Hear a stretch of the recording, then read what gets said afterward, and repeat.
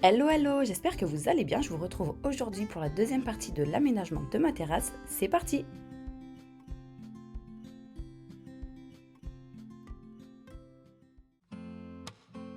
Avant toute chose, j'ai commencé par la table et les chaises. Je voulais qu'on puisse en profiter le plus tôt possible, qu'on puisse manger dehors. Donc voilà, j'avais pas encore posé le gazon, mais c'était deux gros budgets, le gazon, la table et les chaises. Du coup, j'ai préféré commencer par ça, même si c'est un peu moins logique, mais au moins on a pu manger dès le départ dehors quand on avait beau temps.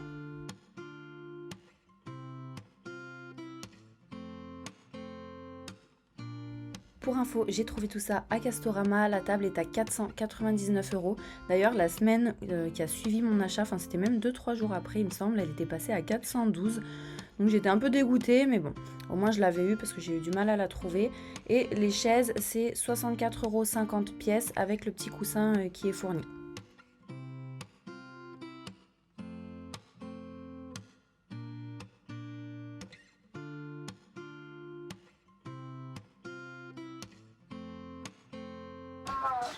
T'aimes bien mon chéri? Oui. Ah, je suis contente. On va manger là ce soir?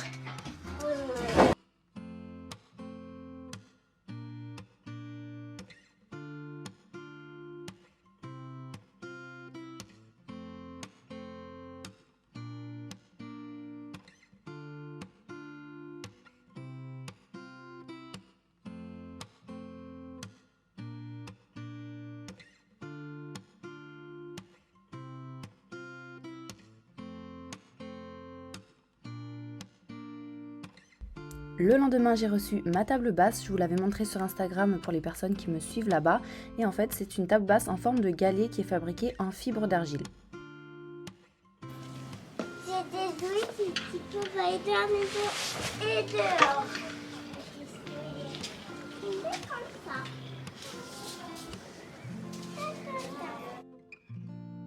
Petit enfant! Attention parce qu'il y en a une qui t'enlève, regarde. Ah oui, tu te fais pas mal, hein? Je t'enferme? Oui. Allez. Viens la tête. Et voilà. Allez.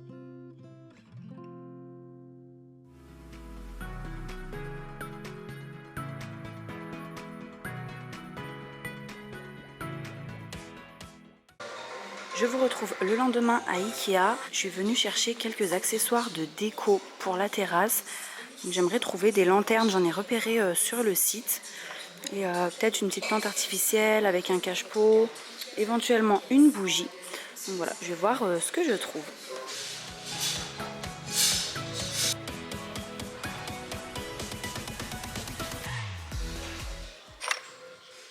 Elle est sympa cette bougie, ça peut être pas mal pour mettre sur ma table dehors. C'est en céramique. Et sinon j'ai repéré celle-ci qui est plus grosse. Et celle-ci a un couvercle. Je trouve que c'est joli avec le couvercle. Je vais peut-être en prendre une des deux.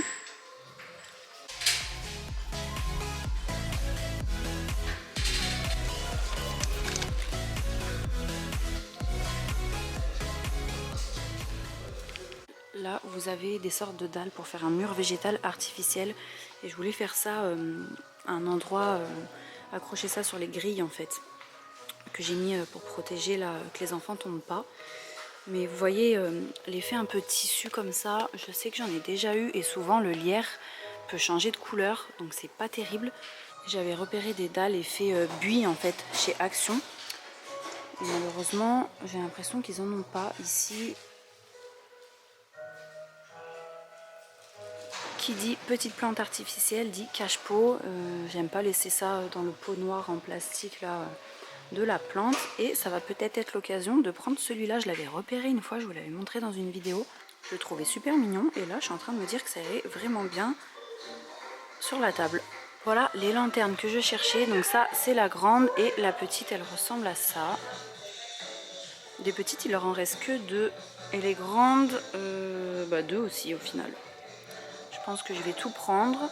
Mais c'est quand même pas donné, c'est 20 € la grande, 19,99 € et 12,99 € la petite. Donc vraiment pas donné. Bon, j'avais repéré cet arrosoir, regardez, il est trop joli, franchement. Même ça décore et il est à 1,99 €. Mais rupture de stock, dégoûté. Du coup, bah écoutez, je repasserai à l'occasion.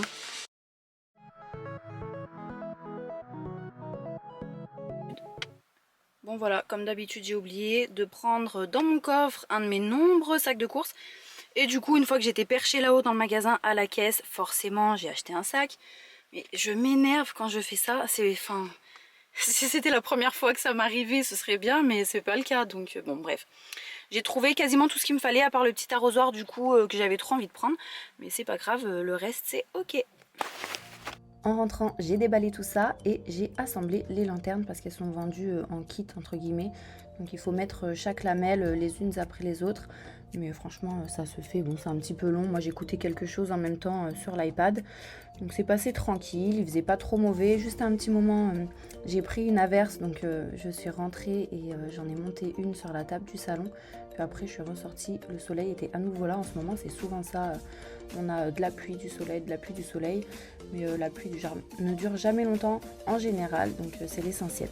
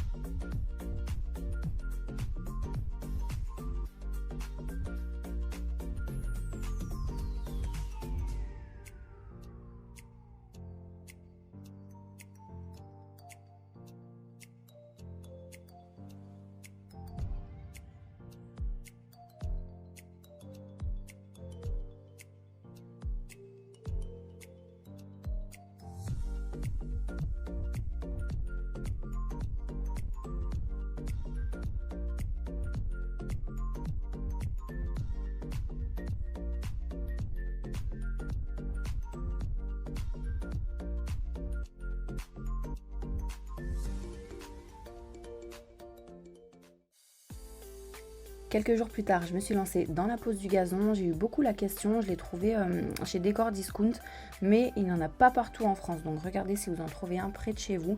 C'est assez avantageux au niveau des prix et ils ont pas mal de choix, donc ça c'est intéressant. Bon, je vous passe les détails, mais que des péripéties ce jour-là. Résultat des courses, j'ai perdu du temps, je me retrouve avec 2 gazons différents, heureusement, ça se voit pas trop. Et j'en ai pas eu assez pour finir parce que j'ai pris le dernier morceau qui restait en magasin pensant que c'était le même que j'avais déjà de l'autre côté de la terrasse là. Et au final non, mais bref, c'est pas grave, ils vont recevoir le reste fin juin. Donc j'en rachèterai à ce moment-là. L'essentiel c'est que j'ai pu avancer. Et puis je voulais vous sortir la vidéo maintenant en fait. Parce que le temps d'attendre, franchement il n'y avait pas trop d'intérêt de vous sortir la vidéo en plein mois de juillet. Étant donné que ça peut donner des idées à certaines personnes en ce qui concerne la déco.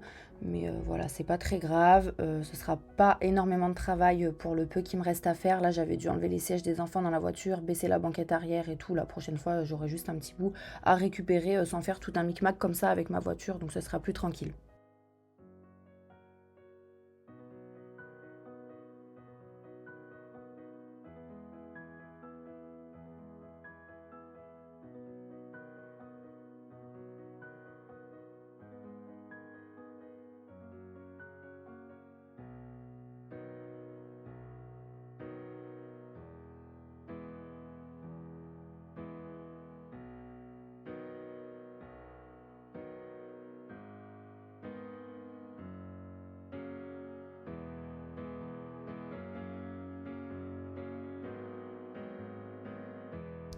Pour la pose, c'est très simple, vous découpez aux dimensions souhaitées avec un cutter. Alors moi je vous conseille de changer la lame régulièrement parce qu'elle s'use très vite, c'est quand même assez épais et si vous touchez le sol en même temps avec tout de suite ça coupe plus rien. Et puis vous pouvez fixer ça avec du scotch double face, bon c'est pas obligatoire, moi je l'ai pas fait encore parce que j'attends de finir vraiment d'avoir le reste de la pelouse là. Mais je mettrai un petit peu à certains endroits notamment où il y aura des raccords.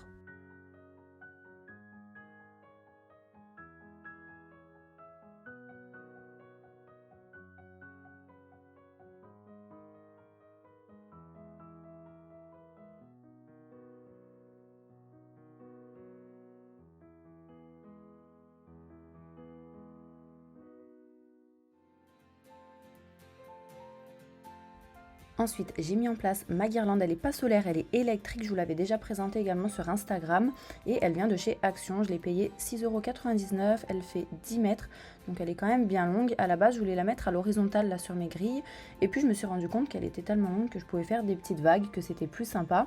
Et vous allez voir, ensuite je l'ai fait passer sous la pelouse pour la cacher et la prise, elle va jusque dans ma cuisine. Donc j'ai une prise en fait côté cuisine, donc à l'intérieur, qui est juste à côté de la porte-fenêtre, donc ça tombe pile poil, comme ça je peux l'allumer et l'éteindre.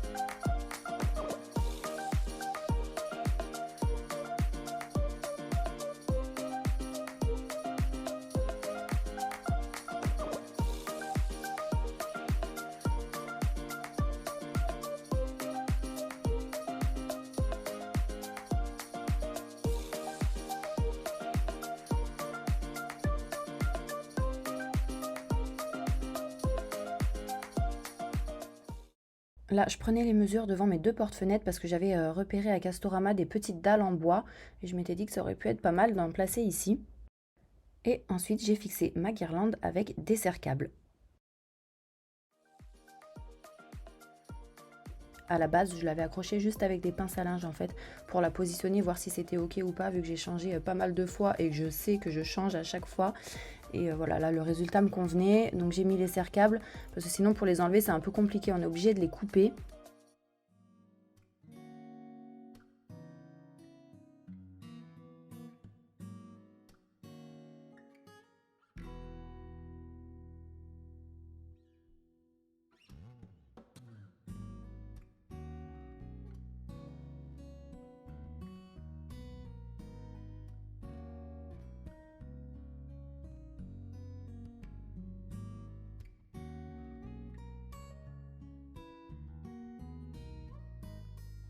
Pour finir, j'ai nettoyé la table et j'ai mis en place la déco.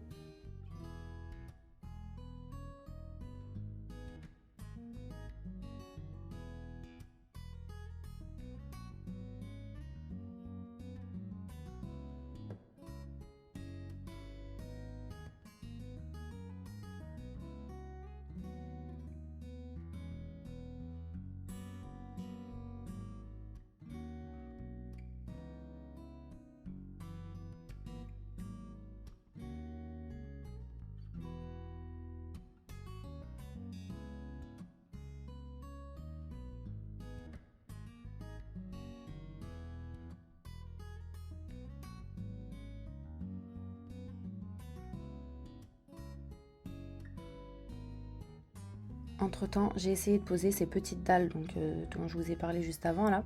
Et puis le résultat me convenait pas. De l'extérieur, c'était joli, mais en fait, de l'intérieur de ma cuisine, je trouvais que ça allait pas du tout.